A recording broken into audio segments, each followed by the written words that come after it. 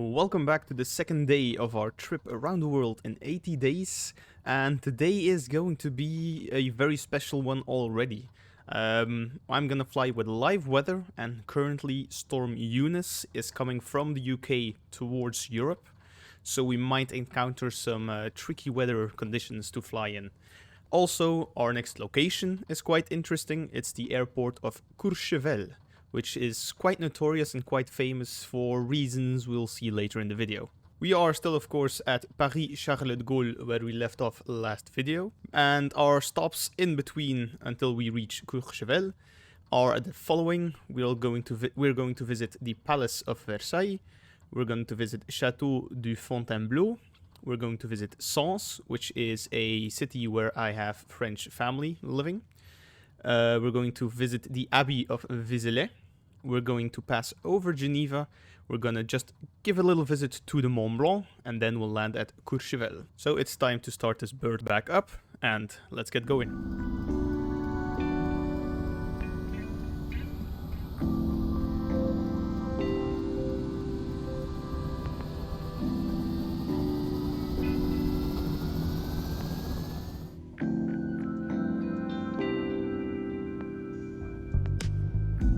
Alright, we got her started up, so let's set a starting altitude for the autopilot. We'll start again at 2,500 feet, set the autopilot to follow the GPS route, and we'll ask for clearance to taxi.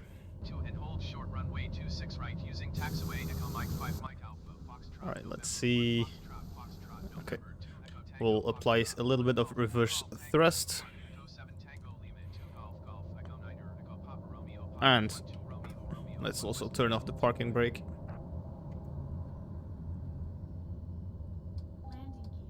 Oh, wrong button. There we go. I was trying to brake, but I was trying to pull up the landing gear, which is not the best idea if you're still parked on the ground, I'll have you know. Alright, so we'll see how far this taxi journey will throw us.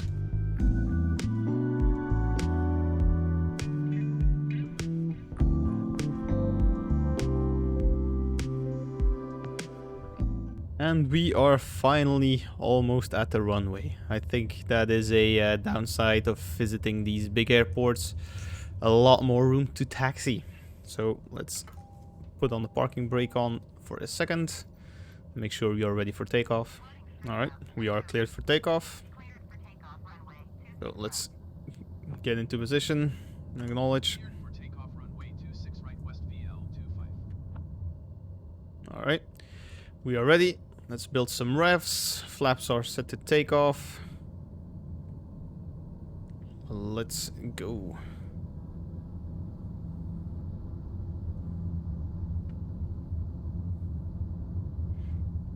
Damn, we've quite a crosswind from our left. Jesus, from our right, excuse me. Alright, let's... Jesus fucking Christ, pull back. My god, what a wind. Alright, we have takeoff. Fucking hell.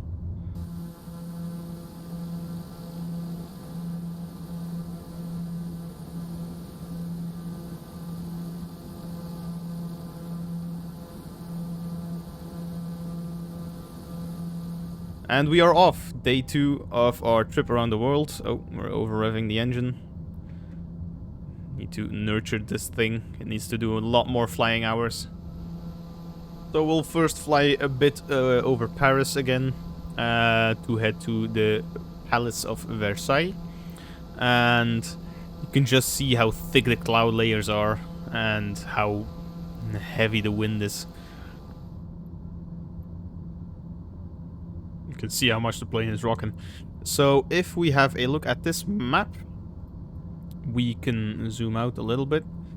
So you see that's our route, Palace of Versailles. And then if I then go to Château de Fontainebleau, to Sens, we're gonna follow the river a little bit. Then to the Abbey of Vézelay. continue straight over Geneva, visit the Mont Blanc, and then land at Courchevel. So the Palace of Versailles should be quite in front of us. So I'm gonna drop us down a little bit actually, because I don't think we're gonna see it this way.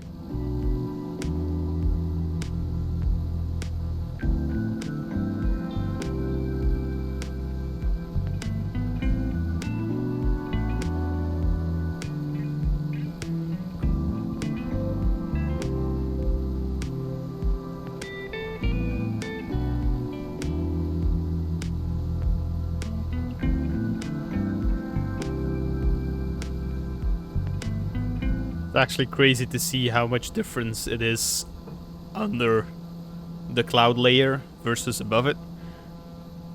You can still see that plane is getting rocked to the left and to the right just because of how much wind there is. So I'm not actually... That is Palace du Versailles. It's pretty well rendered in the game too. Versailles started off as a simple hunting lodge built by Louis XIII in 1623. But it was Louis XIV who built the palace that we see now. Napoleon used the palace as a summer residence from 1810 to 1814, but did no restorations or changes to the building. About 15 million people visit the palace and gardens of Versailles every year, making it one of the most popular tourist attractions in the world.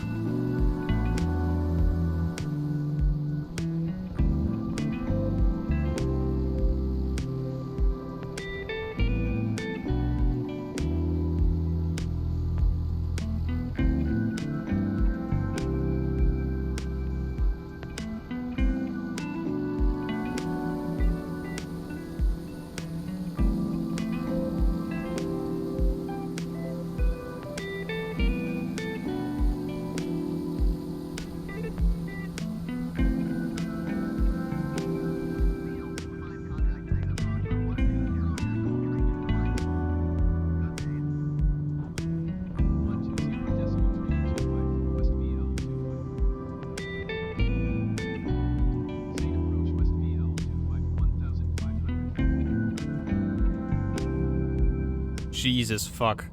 You can really see how hard the weather is outside.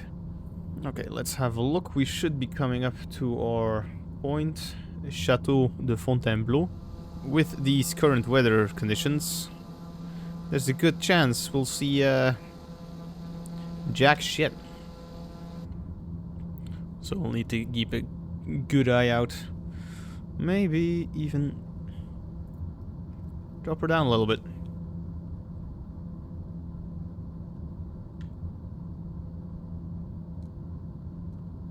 Okay, yeah, that's it in the distance. Damn, that is huge. Chateau de Fontainebleau is one of the largest French royal chateaux. It served as a residence for French monarchs from Louis XII to Napoleon III. Francis et Napoleon were monarchs who had the most influence on the palace as it stands today. It's been a museum since 1927 and was designated an UNESCO World Heritage Site in 1981 for its unique architecture and historical importance. And now we head to Sens. It's a city that I've visited frequently in my life because I have family living there. They're always super friendly. Lots of wine, lots of cheese, lots of food. Just a really nice city next to the water.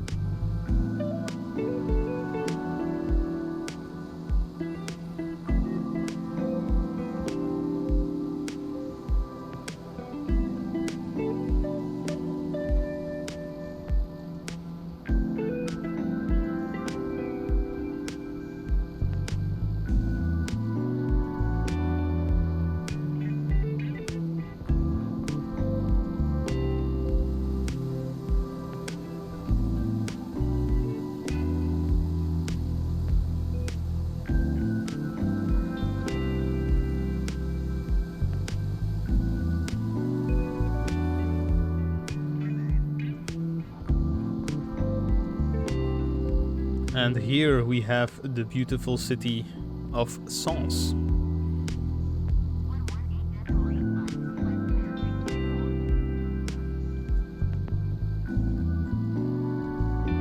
I find it always amazing when you're flying over a location that you've been to before in real life, that you can recognize stuff. Okay, let me get my bearings here. Oh my god, is that really?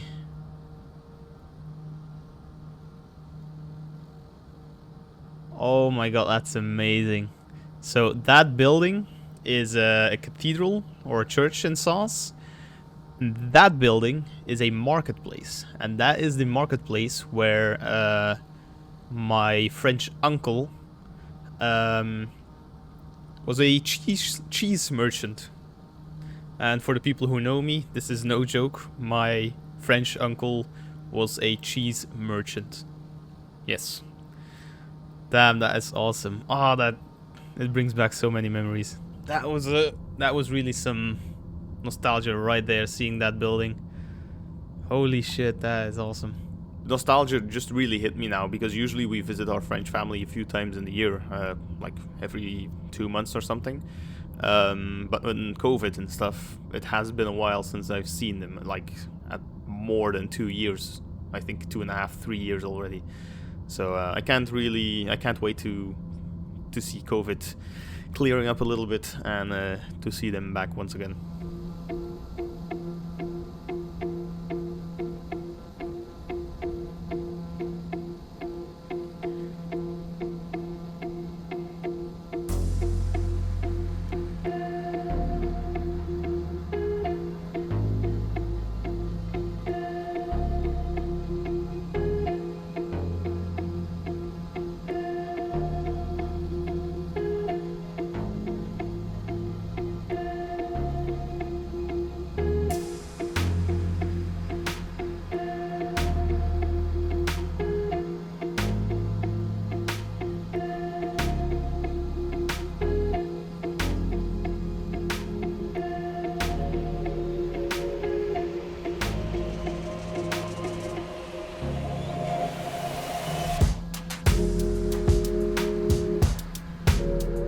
Oh, fuck, I think we might overshoot it. I'm having a look. Oh, no, that's it there on the left side. Let's get a good shot of it. Come on, camera, work with me. That's the Abbey. Alright, not gonna lie. A little underwhelming. Oh, no. I'm being a dum-dum. That is the Abbey, right there in front of us. The Abbey and surrounding hill were also added to the UNESCO list of World Heritage Sites in 1979 because of the outstanding architecture. In the year 1050, the monks began to claim to hold relics of Mary Magdalene. Actual claim to relics were sadly torched in the 16th century by French Protestants. The Abbey is also one of the starting locations of the famous pilgrimage of Compostela, known in English as the Way of St. James. Alright, now we continue our journey to fly over Geneva and the Mont Blanc, which means we'll need to increase our altitude quite substantially because the Mont Blanc is quite a big mountain. So the Mont Blanc is about 15,771 feet, which means we'll need to at least be flying at 16,000 feet to even have a possibility to clear it. So we'll gradually increase our height as we approach. So for now we'll go to about 3,000, and we'll see once we get a little bit closer what we can work with. As you can already see, the terrain is starting to change, a little bit more mountain, a little bit more hilly. That will only increase the closer we get to the Mont Blanc and to the Alps.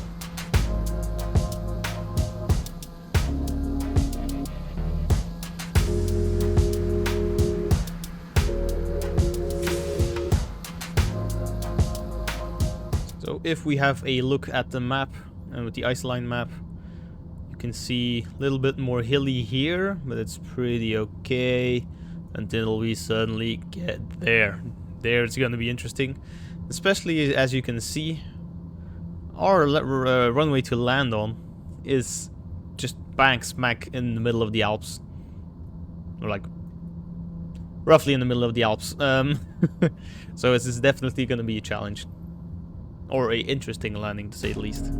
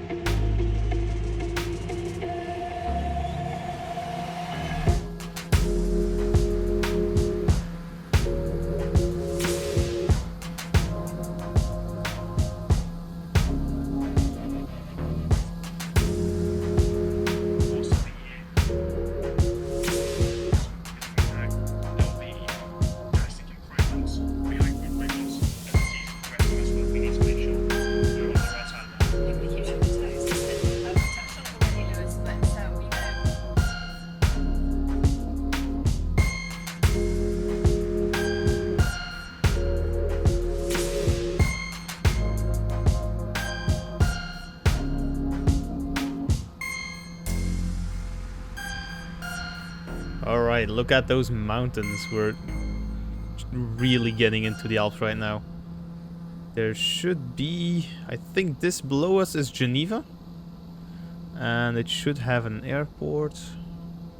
Or I might be off a little still. Just look at that mountain range. Beautiful. And the best is still yet to come.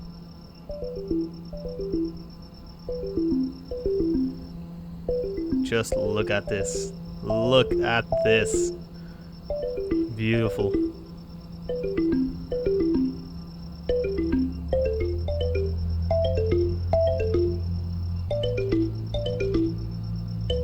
So the city below us is Geneva, with the Geneva International Airport right in front of us.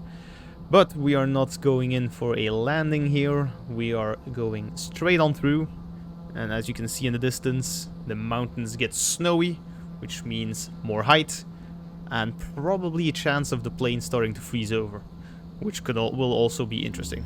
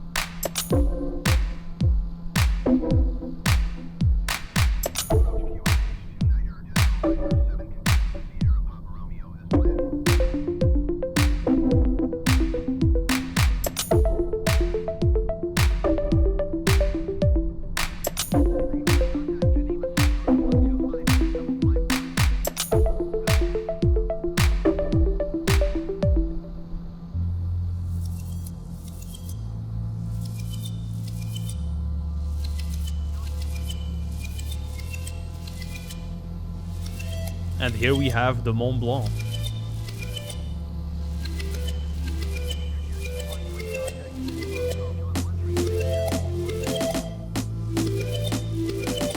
And now that we have passed the Mont Blanc, it's time to head to Courchevel and make sure we get our approach dead right, because this is a tricky airport to land at. Okay, so we'll start decreasing our altitude already a little bit. Let's go like 15,000.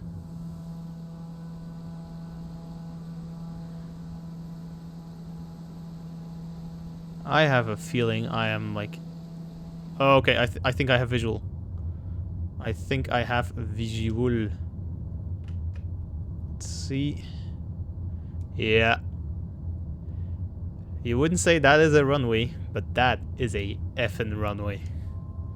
Alright, okay. Now we can work with this. Alright. Shit. I was looking at a ski slope. I was not looking at a runway. The runway, oh, is there. Not that thingy there. No. Okay, so we need to adjust our route a little bit. Now that I think of it, it's the first time I've flown here when it's real life in the winter. So it's the first time I actually see this, like, in snow. I wonder if that will have an effect on how smooth I can land.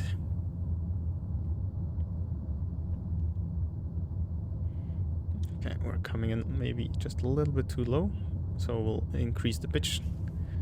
Runway is in front. We are lined up.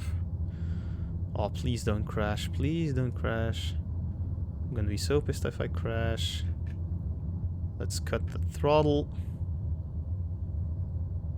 And a... Alright. Alright. I'm gonna take that. Not maybe the smoothest landing. But I'll effing take that. We'll just park up next to the other plane. And that is day 2 of our trip around the world done.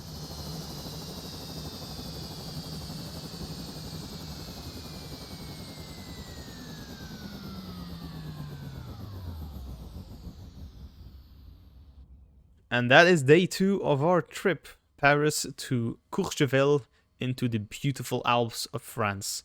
Flight plan for the next day is to leave the Alps and go south to the south of France, follow the coastline, and head into Italy.